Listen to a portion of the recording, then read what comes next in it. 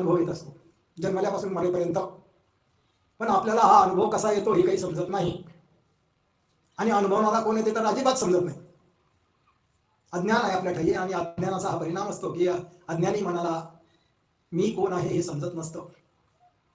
आणि म्हणून अगदी सोपी युक्ती माऊलीने ज्ञानेश्वरीत सुरुवातीलाच आत्मज्ञान सांगताना सांगितली की विषय समजवून घ्या, अनुभव समजवून घ्या.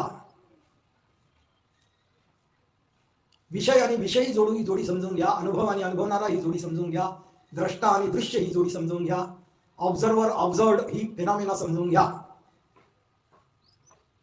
आणि काल जसा आपण विचार केला होता की आज आपण अनुभवाविषयी चिंतन करू. अनुभव म्हणजे आपल्याला पाचही इंद्रिय आणि मनाने आपल्याला जे काही अनुभव येतात, जे काही जग दिसतं, जो काही विश्वाभास दिसतो, हा जगाचा अनुभव काय आहे याच्यावर फार खोल चिंतन करावं लागतं. आणि मग चिंतने तत्वप्राप्ती.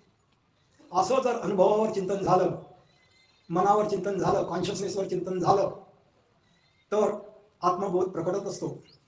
आता आपण हा जो काही विश्वाभास दिसतोय हा समजून घेऊ.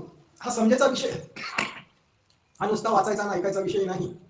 हे जे काही तुम्ही ऐकाल ते समजून घ्या आणि मग जीवन जगता जेव्हा अनुभव येतील तेव्हा तुम्हाला त्या अनुभवासोबत हे चिंतन तुमचं चाललं पाहिजे. अनुभवासोबतच, अनुभव होऊन गेल्यावर नाही. जेव्हा अनुभव येतो तेव्हा अनुभवाच्या सोबतच हे चिंतन चाललं पाहिजे.